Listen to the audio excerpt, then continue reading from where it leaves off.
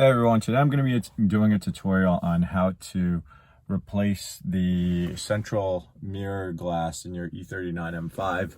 As you can see on mine, it has leaked inside the glass. Luckily, it hasn't leaked beyond that, and it's overdue for a replacement. So the first step of this process is going to be to take the mirror off, and then after that we'll move inside and actually get to the soldering piece where you migrate the backing plate of the old mirror to your replacement glass. So to start off, you're seeing the underside of the mirror here, and what we're going to need to do is separate these two pieces. And I'm going to try and, I think in my case I've actually been able to pull them off by hand. I also brought along some tools with me, like some non-marring trim tools, as well as a flathead screwdriver. Good to have those as a backup in case you can't just pull it apart by hand. But as mentioned, in this case, it looks like I'm going to be able to get it off just fine. There we go. Oh, and this red piece seems to have fallen off as well. I'll reattach that later. So once you've got your trim pieces off, you want to look behind the mirror glass here, and you'll see there's an electric connector that goes into the back of the mirror, and that will need to be disconnected. So you can actually use your fingers to pull that out, and then you want to press on the two sides here the way that I'm doing right now, and you'll be able to pull it out. I'm going to do this off camera because I need two hands. All right, I've got the connector undone, and just so you know what it looks like, here are the two pieces and how they connect with each other. A lot of times when you look at these connectors, it can be kind of confusing at first sight to understand what's part of which assembly. But anyway, now that that's undone, we'll need to twist this whole assembly and pull the mirror out. In fact, there shouldn't actually be any pulling that needs doing. It's just a matter of twisting it like so, and then it comes right out. This nut here is bonded to the windshield glass, so you don't want to be putting any sort of force trying to pull this off. All right, with the mirror off, it's time to move inside.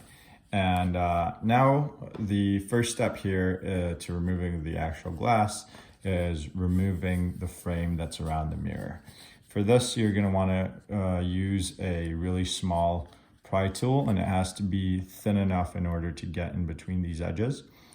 And you kind of want to pry all the way around and be careful when you're doing so, because the tabs can easily break off.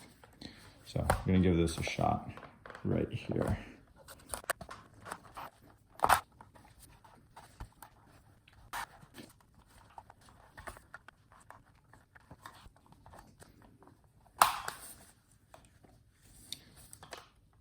Cool, now you can see that the frame is off. Also, should mention I'm using some nitrile gloves because I don't know what this liquid is, but just in case it leaks out, I imagine it's better not to get it on any exposed skin. Now that the mirror is free, it's going to be time to remove this white connector and also start heating up the soldering iron in order to get ready to solder off the positive and negative connections on the mirror. All right, the connector's free, and now you can move the housing off to the side.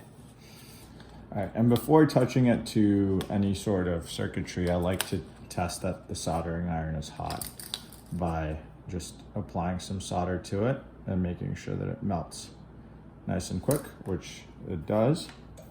So now I'm gonna brush that off.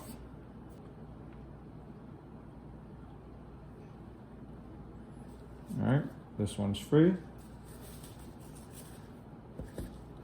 And then move on to the next.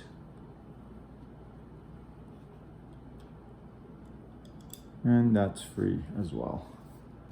Cool. All right, next step is to remove this black plastic plate from the mirror, and it's stuck on there with some double-sided tape. As you can see on the new mirror, it's not got that black plastic backing. So this will need to be transferred over to the new mirror.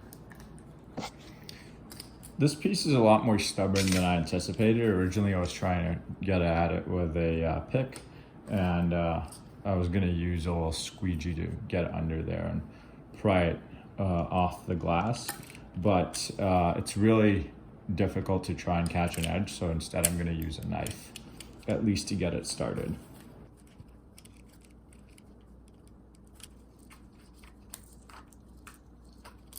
All right, time to adhere the circuit board onto the new mirror. And hopefully you weren't dumb like me and didn't try to remove the sticker, but the sticker actually indicates which side of the mirror is positive and which side is negative. And so when you stick this on, you're gonna be able to solder to anywhere on this rail here for the positive and the negative. Luckily, I didn't peel it off too bad, so if I was to put this back on, I know that this top one here is positive and the bottom one is negative. And just to close the loop here, you can see markings on the circuit board. So I know that this is the positive side and this is the negative. Now then, for the actual physical portion of this, I'm gonna be using this Scotch double-sided mounting tape. This is pretty strong stuff. And I'm gonna cut a few strips, stick it on the back here first, and then stick it onto the mirror. All right, once you've verified fitment in the frame and made sure that this light sensor is lined up correctly, it's time to solder these two wires back onto the mirror.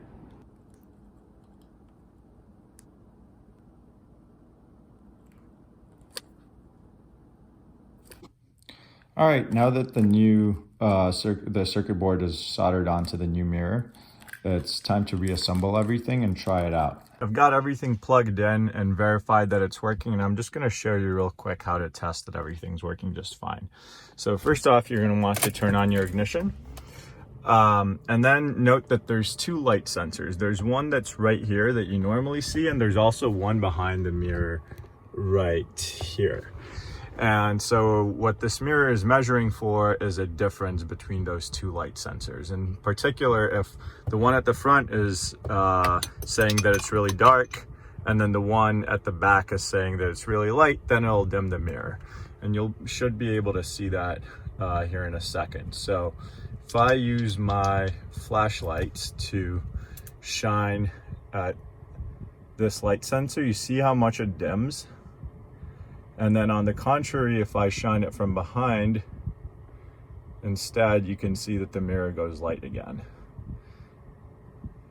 And so that's how you know that everything is working as it should.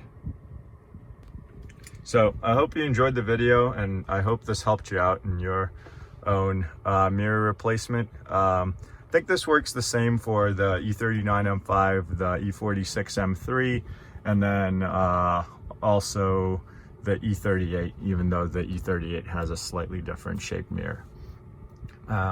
So yeah, thanks a lot for watching.